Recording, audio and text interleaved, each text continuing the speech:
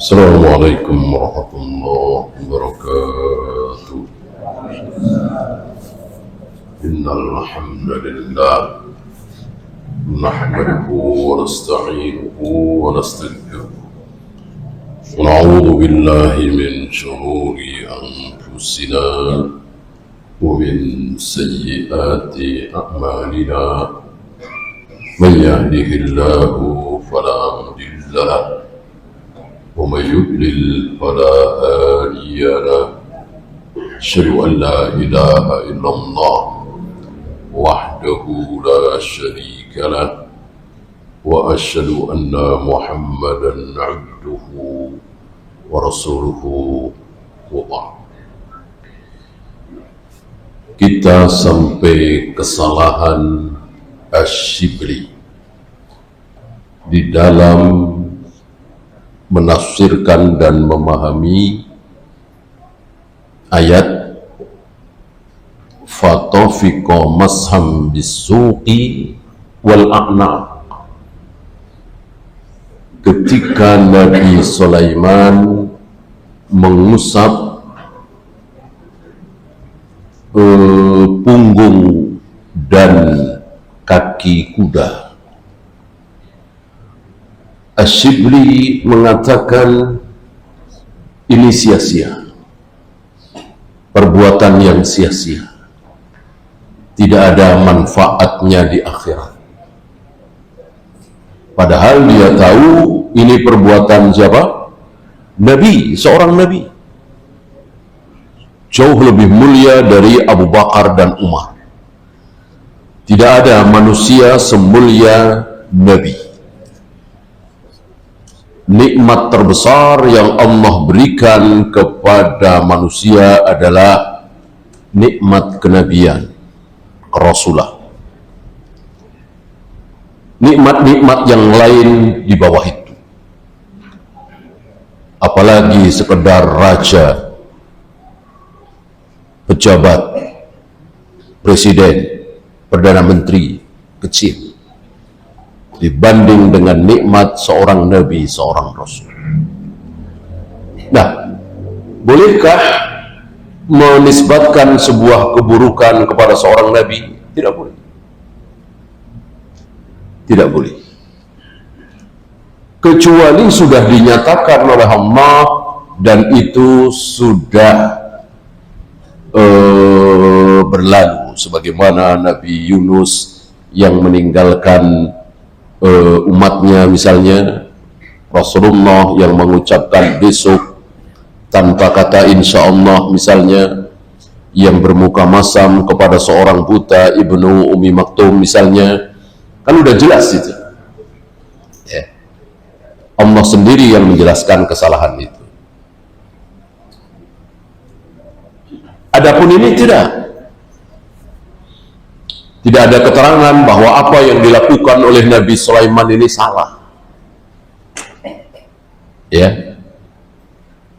Disinilah kita harus faham betapa orang bawa ayat, bawa hadis belum tentu benar.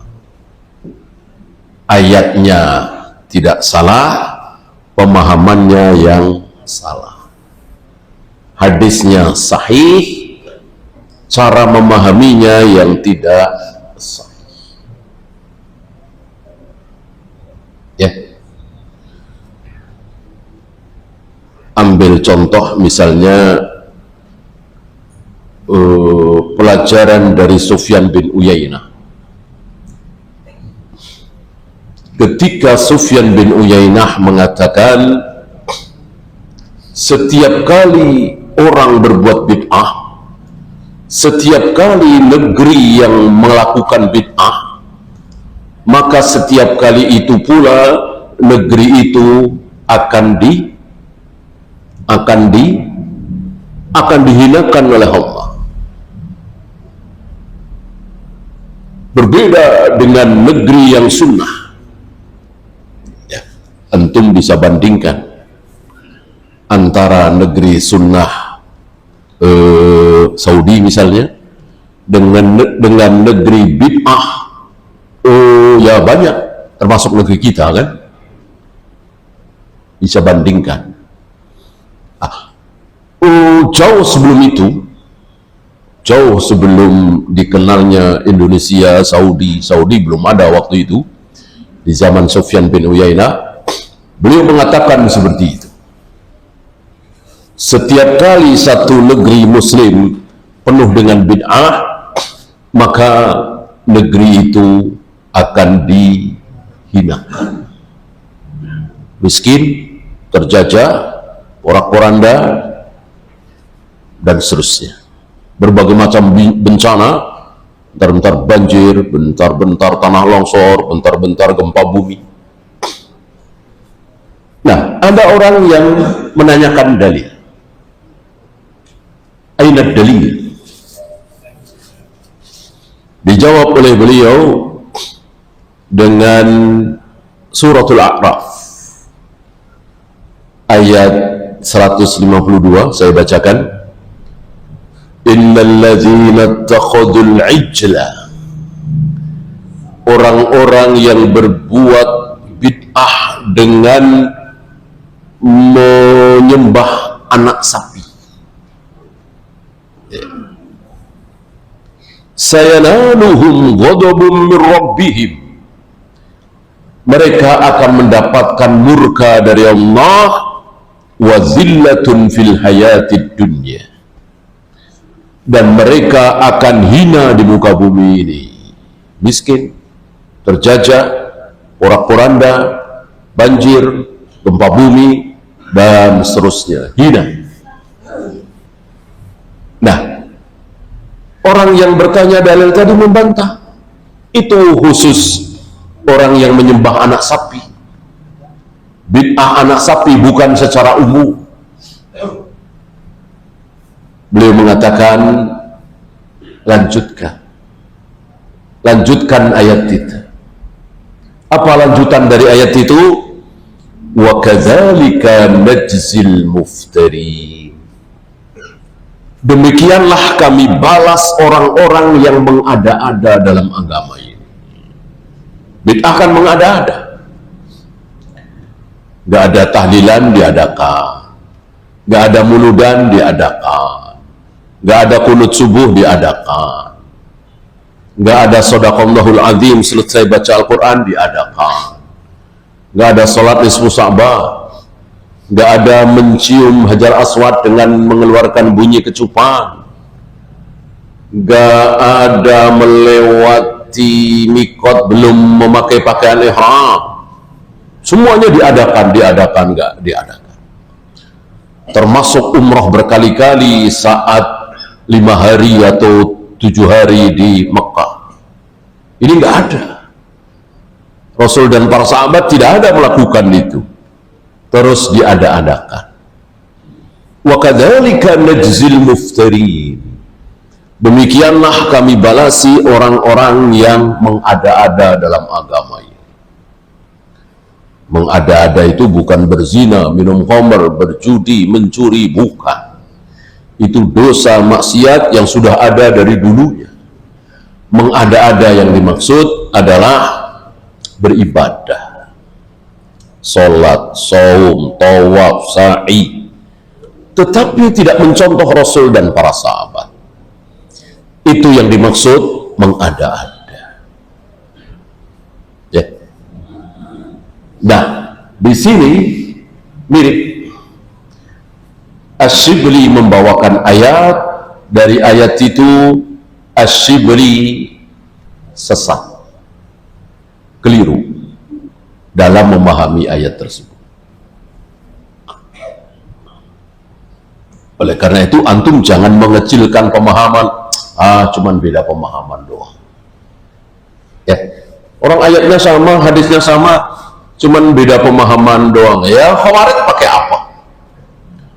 Khawarij pakai apa? Khawarij sesat itu pakai apa? Pakai ayat Al-Quran.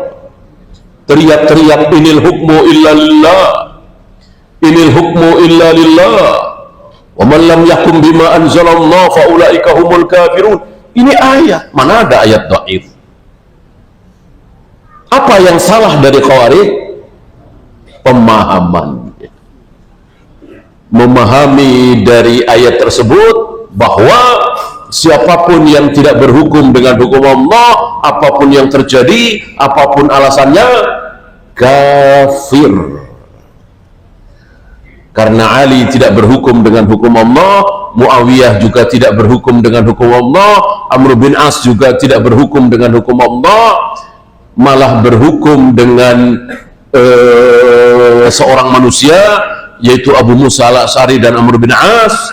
Maka Ali kafir, Muawiyah kafir, Amr bin As kafir. Ini ucapan batil yang keluar dari mulut orang-orang Khawarij. Maka jangan sepelekan masalah pemahaman. Justru itu penting sekali, pemahaman itu sangat-sangat penting sekali. Gara-gara pemahaman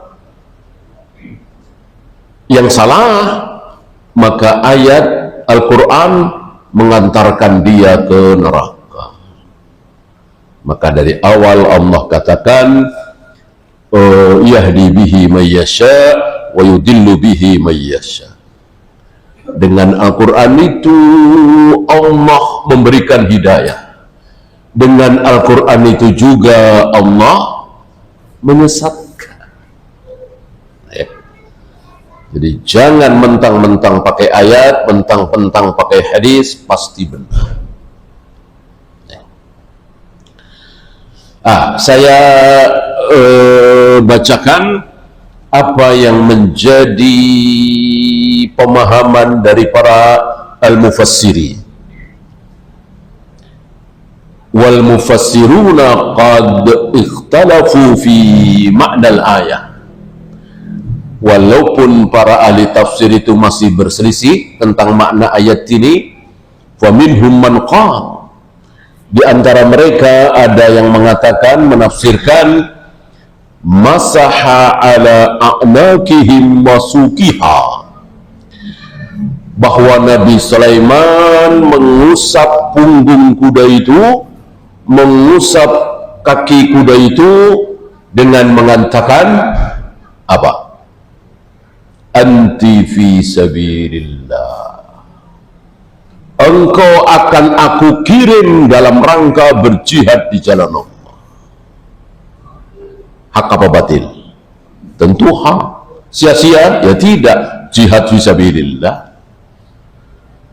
Sambil mengusap-usap punggung kuda, kaki kuda, bukan semata-mata kesenangan. Tidak seperti kita. Kalau kita semata-mata kesenangan, suaranya, keindahannya. Nabi Sulaiman tidak. Wa minhum man qala, dan di antara mereka ada yang mengatakan, menafsirkan aqaraha. Setelah diusap-usap oleh Nabi Sulaiman itu, kuda-kuda itu disembelih, dagingnya dibagi-bagikan. Salah satu kebiasaan Nabi Sulaiman adalah ketika makan selalu mengundang yang lain. Tidak pernah mau makan sendirian.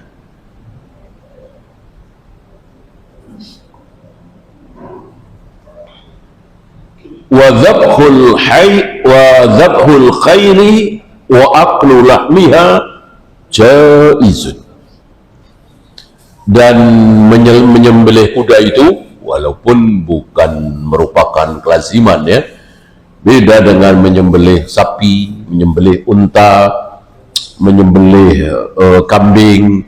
Ini ya sebuah kelaziman, tiap hari ada. Adapun menyembelih kuda bukan sebuah kelaziman. Ya.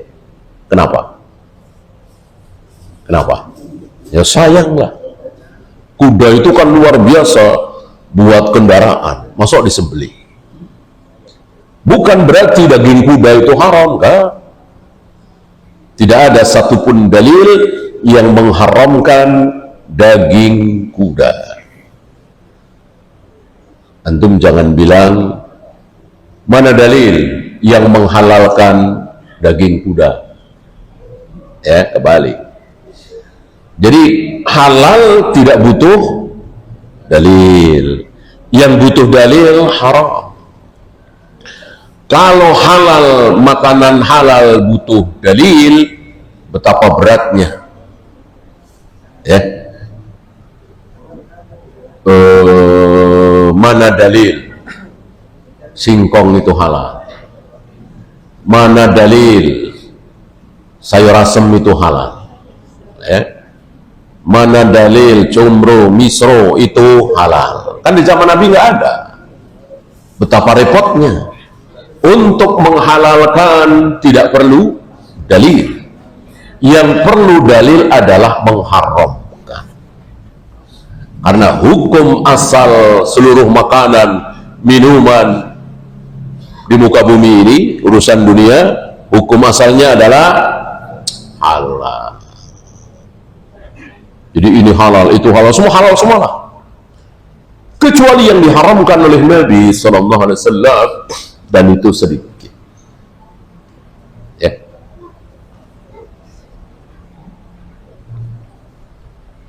Dengan apa Allah dan Rasulnya mengharamkan makanan? Satu, dengan nas, baik ayat atau hadis. Ya. Babi misalnya, bangkai misalnya, himar ahliyah, himar keledai jinak, ya, ini dengan nas. Ya. Disebut langsung. Gitu. Yang kedua, disebut sifatnya. Allah dan Rasulnya tidak menyebut kucing, anjing, harimau, nggak ada. Diharamkan kepada kalian harimau, kucing, anjing, ya nggak ada. Tapi disebut apanya? Sifatnya. Bertaring, berkuku tajam, yang dengan taringnya dan kuku tajamnya dia menerkam mangsanya. Bukan buat berantem. Ya. Ayam kan kukunya panjang itu, jalunya, ya. Kok halal?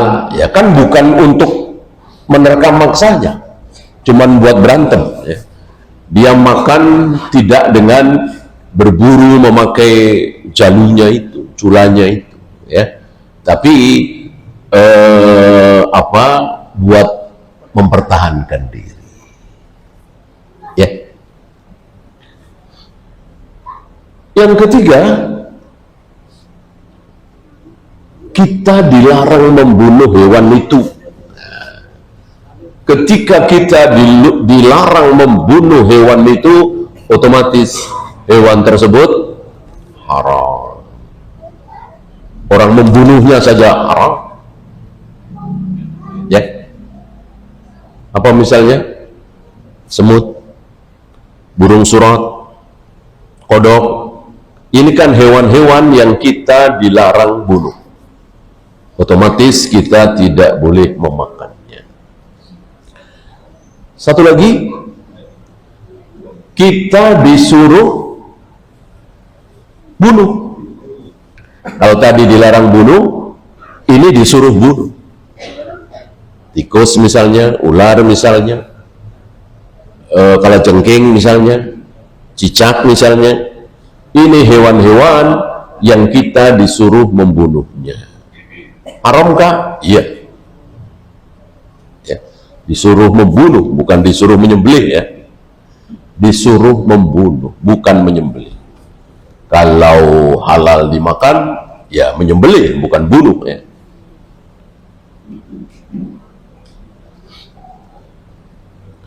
Dan membunuhnya bebas, yang terbaik, yang cepat mati. Kata Nabi, barang siapa yang membunuh cicak sekali pukul mati, dia dapat pahala sekian. Barang siapa yang membunuh cicak 2 kali pukul baru mati, dia dapat pahala separuhnya. 3 kali baru mati, separuhnya lagi. Artinya, ketika kita membunuh binatang, yang terbaik yang cepat mati. Ya, tidak boleh membunuh secara perlahan.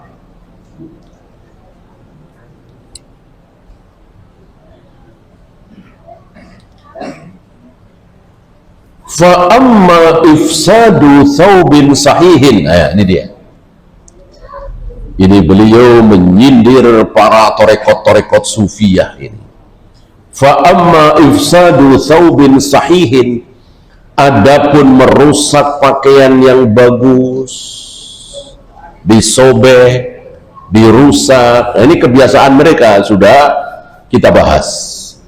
La li gharadin sahihin, tidak ada tujuan yang dimaksud, ya sekedar nggak mau aja, penampilannya baik, bagus, mewah, perlente, tidak mau. Bahkan mereka mengharamkan. Jadi penampilan itu harus kumuh, harus kumel, harus buruk. Ini syubhat mereka. Padahal kita tahu para nabi, para rasul luar biasa penampilannya. Ada seorang sahabat mengatakan, waktu itu aku menyaksikan Nabi memakai pakaian merah atau kemerahan. Belum pernah aku melihat seorang laki-laki yang gagah segagah beliau. Artinya beliau memakai pakaian itu bagus, pantas, enak dilihat, dan seterusnya.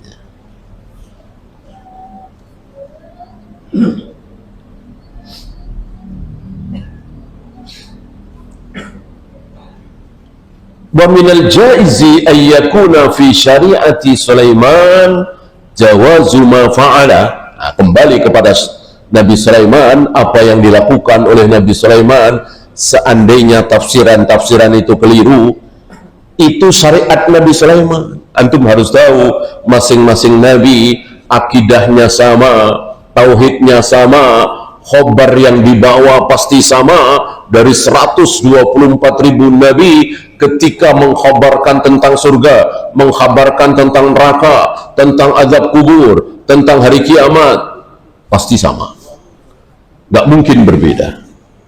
Ya. Adapun dalam hal-hal tertentu ada yang berbeda. Sering kita bahas bagaimana istri Nabi Lut,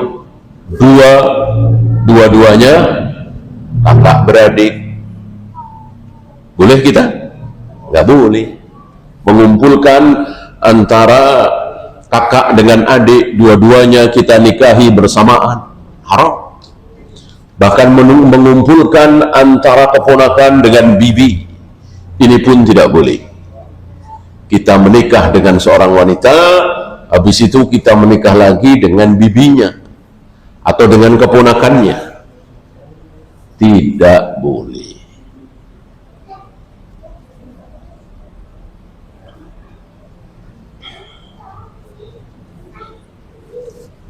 Bagaimana Nabi Yusuf membuat cara supaya Bunyamin tidak kembali ke Syam tapi terus tinggal di Mesir dengan membuat tipu daya. Jadi dibikin tipu daya seolah Bunyamin mencuri. Gampang ya, namanya juga seorang nabi cerdas. Nah, setelah ketahuan, ya mau nggak mau, Bunyamin harus menjadi budaknya Yusuf. Waktu itu nggak tahu kalau ini Nabi Yusuf adik-adik mereka. Panjang ceritanya ya. Kenapa? Karena syariat Nabi Ibrahim diikuti oleh Nabi Yusuf. Barang siapa yang mencuri lalu ketahuan, maka dia harus menjadi budak. Budak dari orang yang hartanya dia curi. Karena Bunyamin mencuri hartanya Nabi Yusuf atau harta kerajaan, maka mau tidak mau Bunyamin harus menjadi budak, tidak boleh kembali ke Syam. Ini semua beda dengan syariat Nabi kita. Termasuk apa yang dialami oleh Nabi Sulaiman. Mungkin di kita itu tercela, tapi di zaman Nabi Sulaiman itu terpuji. Ya, terserah Allah.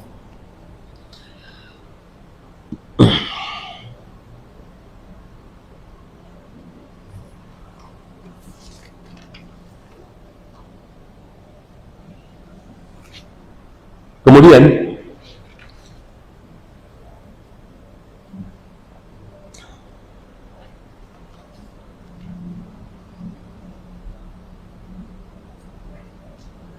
ini dia ya.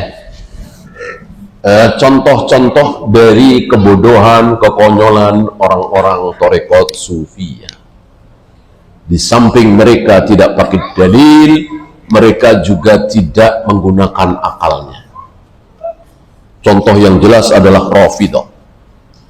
Para ulama mengatakan, diawali oleh Imam Syafi'i, aku tidak melihat orang yang paling buruk akalnya secara akal dan secara nakal kecuali Rafidhah. Rafidhah itu akalnya buruk sekali, nakalnya juga buruk sekali. Ya bagaimana tidak buruk? Pemimpinnya, imamnya, orang yang mereka puji-puji, orang yang mereka cintai, mengajak mereka untuk mencintai Abu Bakar dan Umar, mendoakan Abu Bakar dan Umar dengan kebaikan. Itu panutan mereka, imam mereka. Ditolak. Justru karena penolakan inilah mereka disebut Rafidhah. Rafadhah yafudu kan menolak. Semenjak saat itu mereka dinamai oleh para ulama Rafidhah, Rawafid. Kan bodoh sekali, sangat bodoh sekali. Dan masih banyak lagi kebodohan-kebodohan mereka dalam masalah akal. Yang kedua dalam masalah nakal, bodoh sekali. Mereka punya kitab Al-Kafi, Sahih Bukhari-nya mereka. Kalau kita kan kitab paling sahih nomor 2 setelah Al-Quran adalah Sahih Bukhari. Mereka punya sendiri. Imam Bukhari di dalam sahihnya itu haddatsana fulan, haddatsana fulan, haddatsana fulan. Itu fulan semuanya manusia, semuanya para ulama, semuanya ahlul hadis. Antum tahu di Sahih Bukhari mereka itu haddatsana fulan, itu fulan nama apa? Nama-nama binatang. Saking bodohnya mereka, ya namanya juga ngarang. Saking nama-nama binatang. Ya nama manusia ada, nama binatang kan banyak. Rasul dan para sahabat punya unta dikasih nama, ada Al-Qaswa, ada apa, ya boleh kan memberikan nama kepada unta, kepada anjing, ya. Ini kebodohan Rafidhah. Termasuk tarekat Sufiyah ini. Saya bacakan, ini diucapkan oleh Ibnu Atha.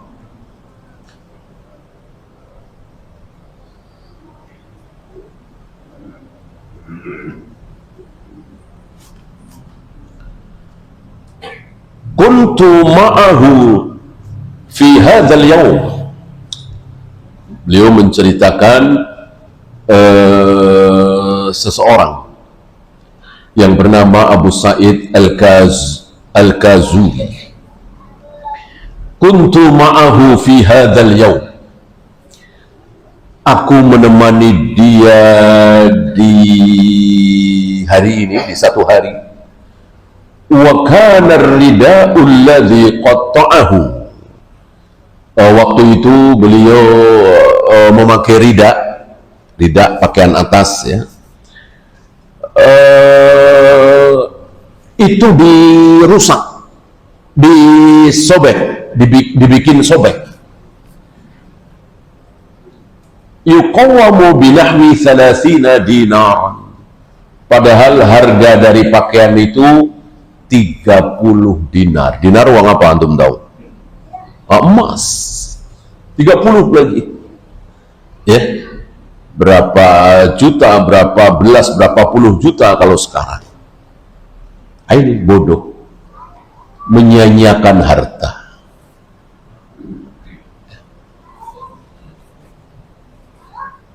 Ada lagi Abu Hasan Al-Busanji, ya, ini cerita sendiri. Seolah dia membanggakan ceritanya ini, tapi di mata ahli sunnah ini tidak membanggakan, ini memprihatinkan, menunjukkan bahwa akalnya kurang.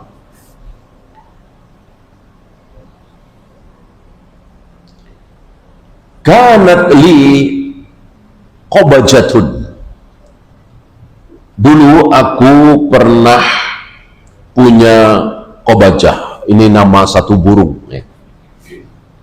Entah burung seperti apa.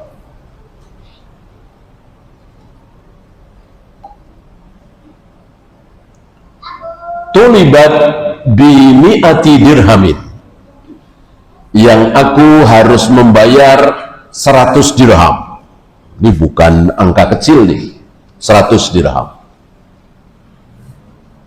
Fahadarani lailatan ghuribani, setelah beberapa lama aku memiliki burung yang mahal itu, di satu malam aku kedatangan tamu 2 orang asing.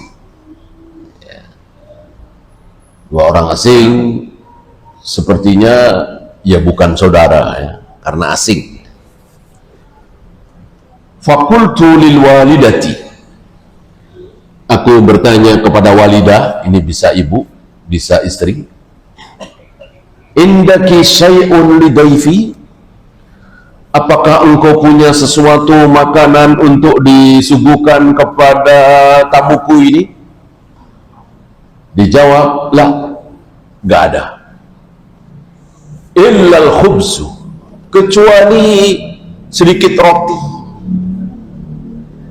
Maka fadzabahtul qabajata wa qaddamtuha ilaihima, maka aku langsung sembelih burung itu yang luar biasa mahal itu, lalu dagingnya aku suguhkan kepada tamu itu. Ya. Qala al-musannif rahimahullah, mana letak kebodohan ini? Ya. Qad kana yumkinuhu ayyastaqrido thumma yabi'aha, kan namanya burung seberapa, udah begitu kan mahal. Taruhlah kalau di kita misalnya burung apa yang mahal sampai puluhan juta, ada yang ratusan, burung perkutut mungkin ya, kan ada yang mahal, atau burung apalah. Ya tentu mahalnya ini karena suaranya, karena keindahannya, gitu ya. Beda dengan mahalnya sapi. Sapi mahal karena apa? Ya karena banyak dagingnya. Kan nggak mungkin burung itu mahal karena banyak dagingnya, karena suaranya, karena keindahannya. Disembelih, kan bodoh. Yang nggak bodoh coba jual itu, terus beli kambing, bisa dapat beberapa ekor. Atau kalau kelamaan ya dia bisa pinjem dulu, nanti baru dijual. Itu kalau mau pintar. Ini dasar bodoh. Dan begitulah ya, Allah memberikan kebodohan kepada orang-orang yang manhajnya juga bodoh, manhajnya salah. Bahkan kadang-kadang profesor doktor, ya bayangkan saja, profesor doktor tapi takut dengan angka 13, bodoh nggak? Kan bodoh sekali ya. Antum yang belajar tauhid nggak takut sama sekali. Justru sunnahnya apa? Sunnahnya apa kemarin?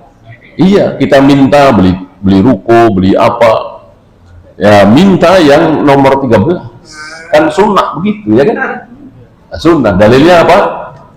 Rasul menikahi Aisyah sengaja di bulan Syawal karena orang-orang Arab jahiliyah meyakini bahwa nikah di bulan Syawal mendatangkan sial. Ditabrak oleh Nabi, ditentang oleh Nabi, dilawan oleh Nabi gitu. Ini dia orang yang musyrik, orang yang manhajnya keliru, salah, maka dibikin bodoh oleh ada seseorang tokoh ustadz lulusan Madinah bahkan S3, tapi karena manhajnya keliru, manhajnya salah, dia berani mengatakan ini di khutbah Jumat di Masjid Al-Azhar. Waktu itu ada ikhwan kita yang sedang Jumatan di sana, mengatakan bahwa si dokter ini lulusan Madinah ini mengatakan suara rakyat, suara Tuhan. Kan jadi bodoh sekali.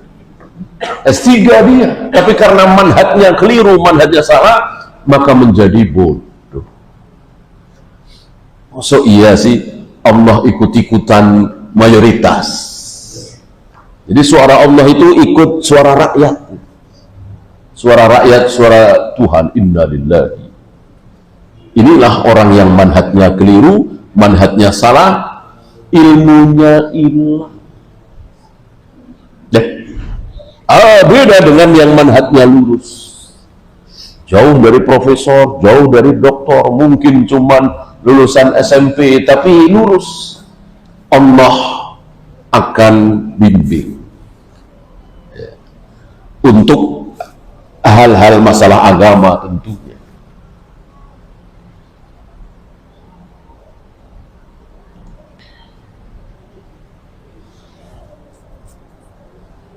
Ini ada lagi Ahmad Al-Ghazali. Beliau syakiknya Imam Ghazali, Abu Hamid, saudara kandung.